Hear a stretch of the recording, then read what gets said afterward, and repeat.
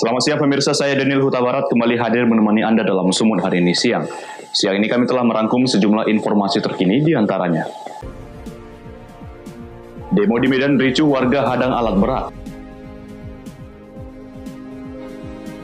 Sejumlah warga deklarasi kota kosong di Pilkada Pematang Siantar. Brand launching Koperasi Konsumen TPPKK dan website Batubara Mart. Selain cuplikan berita tadi, kami juga akan menghadirkan beragam informasi lainnya. Pemirsa, kita jelang Sumut hari ini siang selengkapnya.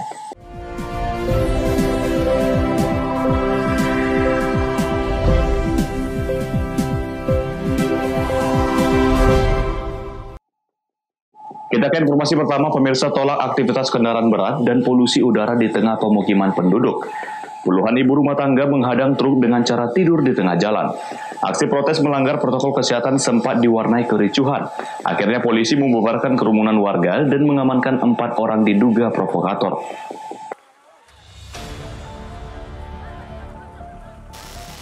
Puluhan warga lingkungan 14 resah terhadap salah satu pabrik pengolahan minyak kelapa sawit yang berdiri di tengah pemukiman penduduk di kawasan Jalan Platina 3, Kecamatan Medan Deli, Kota Medan, Sumatera Utara. Mereka berunjuk rasa menghadang truk milik pabrik pengolahan sawit dengan cara tidur di tengah jalan. Warga yang melakukan aksi langsung menghadang truk yang hendak keluar dari pabrik sebagai aksi protes warga terhadap pabrik yang sesuka hati tanpa memikirkan kepentingan masyarakat sekitar. Melihat aksi tersebut, pihak keamanan pabrik dibantu petugas kepolisian mencoba membubarkan aksi tersebut. Namun warga tetap menghadang laju truk yang akan jalan. Karena terus dihadang truk yang hendak melintas, pihak kepolisian langsung mengamankan 4 orang provokator, sehingga kericuhan sempat terjadi saat aksi unjuk rasa tersebut. Salah satu warga mengatakan, aksi ini dilakukan karena pabrik pengolahan minyak kelapa sawit yang berdiri di tengah pemukiman penduduk ini telah membuat warga resah karena selalu membuat polusi udara serta kendaraan truk yang melintas merusak jalan. Kita tuntutannya adalah karena ini adalah wilayah pemukiman, maka kita tuntut kita kembalikanlah wilayah ini sebagai wilayah pemukiman, bukan wilayah untuk industri. Karena ini adalah wilayah pemukiman sebagaimana seyogianya, maka tidak ada aktivitas industri yang ada di lingkungan perumahan. Maka untuk itu kami menolak keberadaan aktivitas industri yang ada di lingkungan 14. Aktivitas apa itu, Bang? Aktivitas industrinya seperti apa, Bang?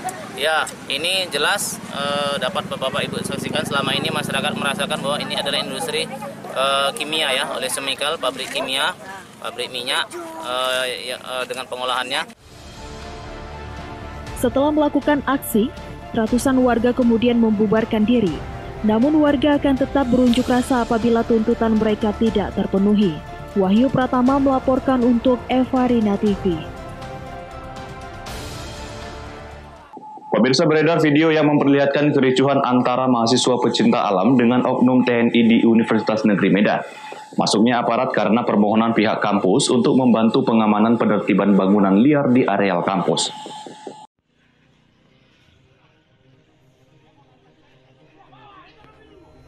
Kericuhan antara mahasiswa dengan aparat keamanan kampus ini ramai diperbincangan warganet. Video kericuhan yang diambil oleh salah seorang mahasiswa tersebut terjadi persis di depan sekretariat Mapala Unimed. Tarik-menarik hingga nyaris bentrok antara mahasiswa dan aparat keamanan ini pun tak terhindarkan. Dibantu 3 pria yang mengenakan kaos dan celana loreng milik TNI, aparat keamanan kampus akhirnya berhasil memukul mundur para mahasiswa. Belum diketahui pasti pemicu kedua kubu tersebut terlibat pertikaian. Namun akibat kericuhan tersebut, seorang mahasiswa dari Mapala mengalami luka ringan di bagian pelipis mata dan terpaksa harus dipisum. Kalau untuk keamanan satpam di kampus, jumlahnya kami kurang valid lah Bang Meraba. Pastinya di atas 15, pasti di atas 15. Untuk pihak kepolisian 1, dari oknum tentara 3. Nah itu dia, dan waktu kami pertanyakan pertama kali orang itu sampai, ini apa, kenapa, sebetulnya orang itu tidak punya jawaban yang valid ini kenapa dilakukan. Apakah karena, ada yang bilang karena kami melewati jam malam, jam 7 malam, ada yang bilang mau pembersihan, ada yang bilang mau penertiban. Jadi sebetulnya secara administrasi nggak jelas ini apa yang terjadi. Pokoknya mereka datang, mereka mengangkati barang di sekret, mereka bongkar. Sementara pihak Universitas Negeri Medan mengaku, gesekan kecil yang terjadi antara keamanan kampus dan mahasiswa dipicu masalah penertiban bangunan liar yang berada di sekitar sekretariat Mapala yang dituding merusak keindahan kampus. Pihak kampus juga telah melayangkan surat atau teguran kepada pihak Mapala untuk membersihkan bangunan yang ada di sekitar sekretariat Mapala. Paksa kantor sekretariat Mapala Unimed. Yang ada adalah penertiban bangunan-bangunan kecil dan barang-barang yang mengganggu keindahan di sekitaran kantor sekretariat UKM, terutama di UKM Mapala yang ada beberapa hal yang mengganggu keindahan. Dan pimpinan universitas sudah menyampaikan beberapa kali peringatan kepada pengurus Mapala agar segera ditertibkan sehingga tidak mengganggu keindahan-keindahan di kantor sekretariat itu.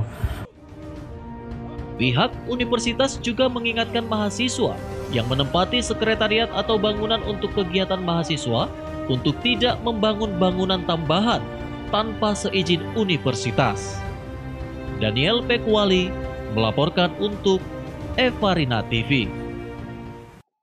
Masih dari Kota Medan, pemirsa, kurang lebih 100 orang di DPRD Sumatera Utara, mulai dari pegawai hingga anggota dewan menjalani swab tes gelombang kedua.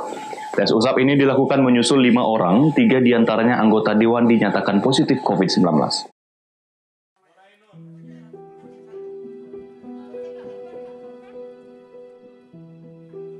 Swab tes gelombang kedua ini dilakukan terhadap pegawai dan anggota dewan yang belum sempat menjalani tes gelombang pertama pada Selasa pekan lalu.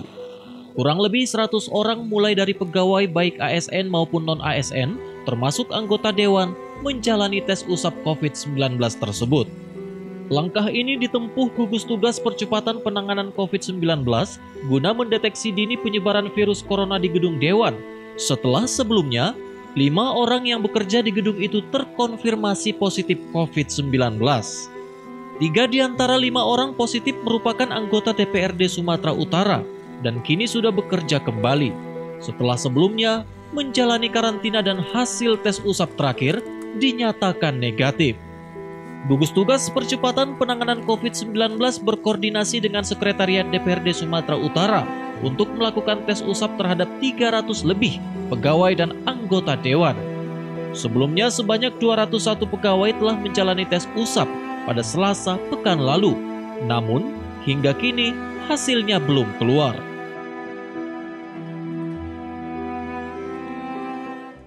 Pak, ini langkah selanjutnya Pak, apabila ada ditemukan positif dari hasil swab pertama dan kedua ini Pak, apa tindakan yang dilakukan? Ya tentu mengikuti ketentuan sebagaimana protokol kesehatan. Artinya siapa yang terpapar, siapa yang positif, ya aktivitas kegiatan mungkin akan dikurangi. Ya harus mengisolasi. Isolasi apakah secara mandiri maupun isolasi yang dilakukan secara umum begitu. Berarti tidak ada penutupan sementara ya Pak ya? Tidak. Kita hanya kan melakukan pencegahan. Artinya kan gedung dewan ini juga kan bagian dari tempat berkumpulnya masyarakat. Ya termasuk kita kawan-kawan wartawan kan di sini. Jadi kemungkinan untuk terjadinya kerumunan itu yang membuat kemungkinan berkembangnya virus tadi ini yang perlu diantisipasi. Maka kita lakukan kegiatan swab sehingga kita bisa mengetahui lebih awal. Artinya hanya pendeteksian awal. Apabila diketahui positif ya silakan untuk diisolasi. Selain swab test, petugas juga telah menyemprot disinfektan di seluruh ruangan dan areal gedung dewan untuk mencegah penyebaran virus itu. Daniel Pekuali melaporkan untuk Evarina TV.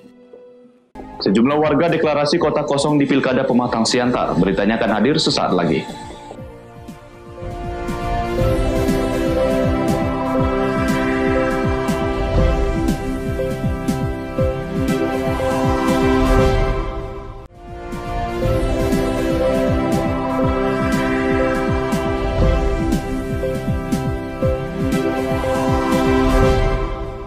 Terima Terima kasih masih bersama kami. Pemirsa, Koalisi Relawan Masyarakat Kota Kosong atau yang disingkat Kawan Mas Koko mendeklarasikan kota kosong di Pilkada Kota Pematang Siantar, Sumatera Utara.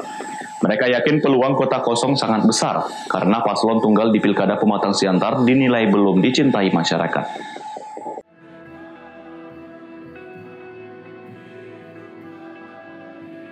Warga Kota Pematang Siantar, Sumatera Utara yang tergabung dalam Koalisi Relawan Masyarakat Kota Kosong atau yang disingkat Kawan Mas Koko mendeklarasikan kota kosong di Pilkada Kota Pematang Siantar. Deklarasi tersebut dilaksanakan di Sekretariat Kawan Mas Koko Jalan Merdeka dan dihadiri seluruh pengurus dan kalangan pers. Presidium Kawan Mas Koko Horas Sianturi mengatakan, yang melatar belakangi terbentuknya koalisi ini karena memilih kolom kosong dalam pilkada di Kota Pematang Siantar adalah pilihan yang sah dan dilindungi undang-undang. Rakyat bebas menentukan hak suaranya dan rakyat berhak memilih siapa pilihannya, termasuk memilih kolom kosong. Mereka yakin peluang kotak kosong sangat besar karena paslon tunggal yaitu Asner Silalahi dan Susanti Dewayani pada Pilkada Pematang Siantar dinilai belum dicintai oleh masyarakat. Yang melatar belakangi pembentukan relawan masyarakat kolom kosong karena kolom kosong sendiri adalah pilihan. Ya, jadi artinya kolom kosong itu perlu kolom kosong itu perlu disosialisasikan. Artinya sudah siap memenangkan kota kosong di Purwokerto? Sangat siap, karena peluang kolom kosong itu sangat besar. Kenapa sangat besar? Karena paslon belum dicintai oleh masyarakat. Itu perlu dicatat. Bahwasanya paslon saat ini sedang berhadapan dengan masyarakat. Bahwasanya paslon dikala tidak dapat mendapatkan hati daripada masyarakat, maka masyarakat punya tempat untuk pilih kolom kosong. Yang kami mau sampaikan dan edukasi ke masyarakat, suara masyarakatlah satu-satunya penentu saat ini. Partai sudah memberikan yang namanya kendaraan dipakai oleh paslon. Tapi kita coba buktikan kalau masyarakat tidak seterusnya atau tidak otomatis suara partai adalah suara rakyat. Tapi partai pun harus bisa melihat suara rakyatlah yang akan menentukan. Demikian. Kolom kosong, yes. Kolom kosong, rakyat. Dosi Simarmata melaporkan untuk Eva Rena TV. Sementara itu pemirsa, peringatan Hari Ulang Tahun TNI ke-75 digelar di Istana Negara pada Senin 5 Oktober 2020. Upacara peringatan Hari Ulang Tahun tersebut juga diselenggarakan langsung secara virtual di seluruh jajaran TNI Tanah Air, termasuk di Korem 022 Pantai Timur.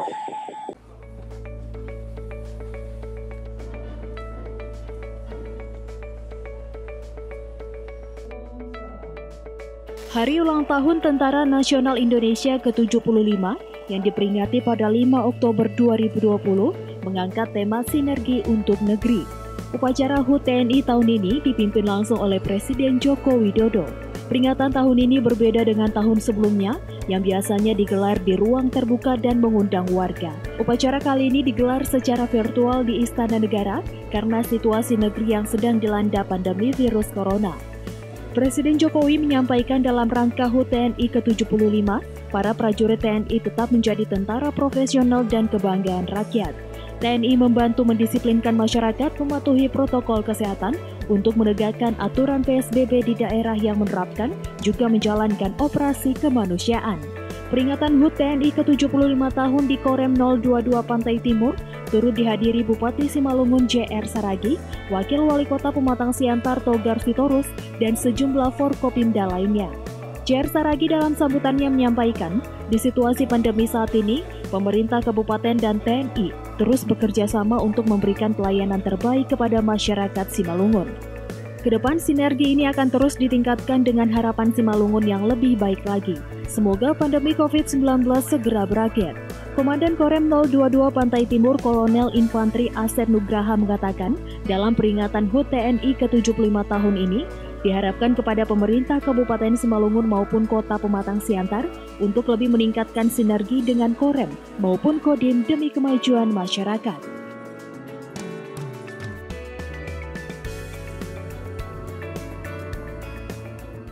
Ini merupakan hari ulang tahun TNI ke-75, dilaksanakan secara sederhana berhubung situasi COVID-19. Jadi harapan kita ke depannya TNI semakin berjaya, makin sukses, dan kita juga semakin bersinergi dengan semua unsur pemerintah daerah, Polri maupun masyarakat. Dan harapan kita lagi, semoga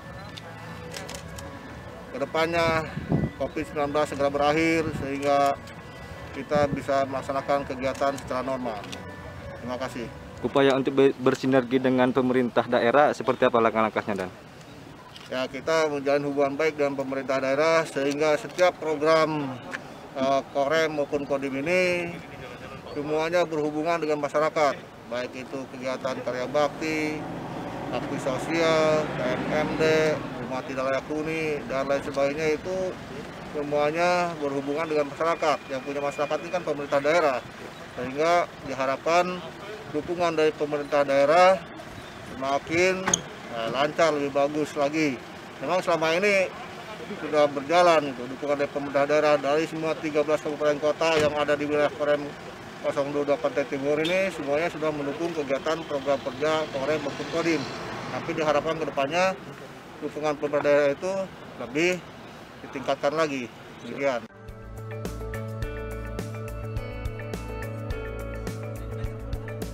Di penghujung acara, Danrem 022 Pantai Timur melaksanakan potong nasi tumpeng, dilanjutkan ramah tamah dengan seluruh tamu undangan. Eko Hendriawan melaporkan untuk Evarina TV.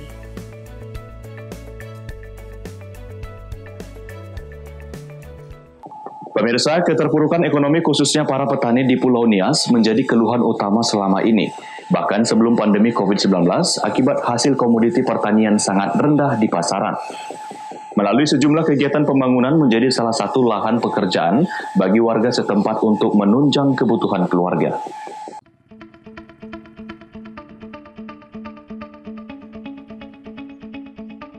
Dari sejumlah paket pembangunan yang dikucurkan oleh pemerintah Provinsi Sumatera Utara melalui unit pelaksana teknis jalan dan jembatan Gunung Sitoli bersama Dinas Bina Marga dan Bina Konstruksi di Pulau Nias yang menjadi salah satu lahan pekerjaan untuk warga di sekitar lokasi pembangunan. Sehingga perekonomian warga di Pulau Nias sedikitnya dapat tertolong melalui pembangunan tersebut.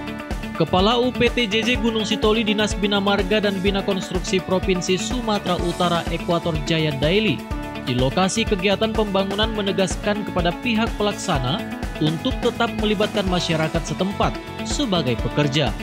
Karena dengan itu, menurut Ekuator Jaya Daily, dapat terciptanya kerjasama antara masyarakat dengan pihak pelaksana hingga selesainya pembangunan. Karena kegiatan ini telah kita mulai, dan saya sebagai KPA akan melihat dan monitoring sistem kerja kontraktor, baik itu bangunan pendukung, dan termasuk juga pekerjaan utama, pekerjaan hot mix. Nah, ini tindak lanjut dari apa yang telah saya sampaikan sebelumnya, bahwa tahun ini akan kita bangun jalan dari Sawe menuju Lotu sepanjang 1,5 km dengan konstruksi hot mix dan ditambah dengan bangunan-bangunan pendukung. Haugo Manozega melaporkan untuk Evarina TV. Pemirsa Sumut hari ini akan kembali dengan informasi menarik lainnya. Tetaplah bersama kami.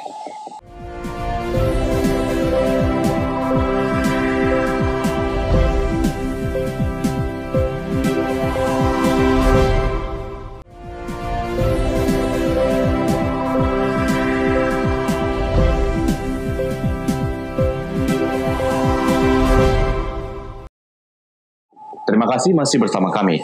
Pemirsa, Bupati Batubara didampingi Ketua TPPKK Kabupaten Batubara, Grand Launching Koperasi Konsumen TPPKK, dan website Batubara Mart yang merupakan tempat berbelanja produk kerajinan UMKM, baik secara online maupun offline, yang dapat mempermudah berbelanja produk UMKM serta diharapkan dapat memajukan ekonomi masyarakat Batubara. Bupati Batubara Zahir yang didampingi Ketua TP PKK Kabupaten Batubara Maya Indriasari Zahir, Grand Launching Koperasi Konsumen TP PKK Kabupaten Batubara, dan website Batubara Mart di Aula Rumah Dinas Bupati di Tanjung Gading, Kabupaten Batubara. Pada acara Grand Launching tersebut, sebanyak 10.000 dari berbagai jenis produk UMKM masyarakat kabupaten dipajangkan dan langsung dapat dibeli melalui online maupun offline. Bupati Batubara Zahir mengapresiasi dan mendukung dengan diluncurkannya koperasi ini dapat menjadi showroom pusat pemasaran market produk UMKM Batubara, bekerja sama dengan pemerintah yang menjadi desain model PKJ, sehingga nantinya para perajin UMKM dapat berstandar PKJ yang dapat menarik para konsumen untuk berbelanja produk yang dihasilkan tersebut. Nantinya para UMKM akan mengikuti pelatihan yang lebih bagus lagi, sehingga akan meningkatkan ekonomi masyarakat Batubara yang dapat memajukan para pelaku usaha agar dapat ke tingkat nasional. Melaksanakan peluncuran koperasi konsumen PKK Batubara, sekaligus peluncuran Batubara Mart, websitenya. Kita pengen koperasi ini bisa sebagai showroom ya market hasil UMKM yang ada di Batubara.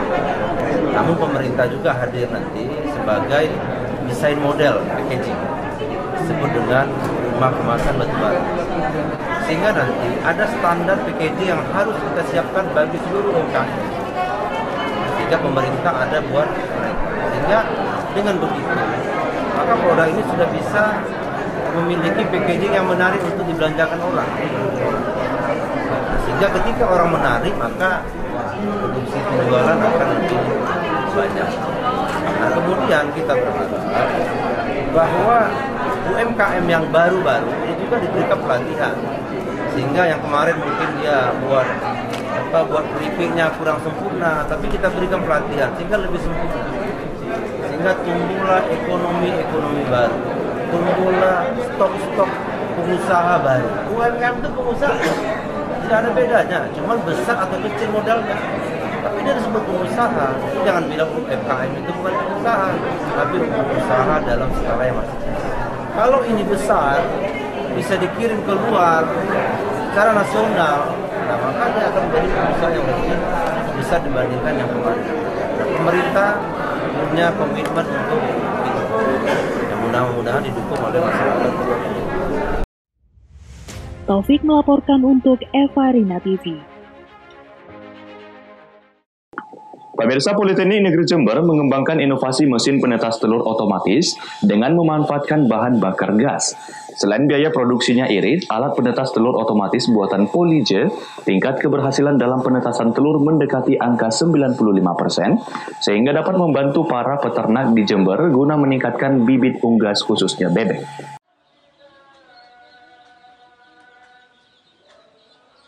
Guna meningkatkan produktivitas bibit bebek, Politeknik Negeri Jember Polije mengembangkan alat penetas telur dengan sistem pemanas memanfaatkan gas LPG.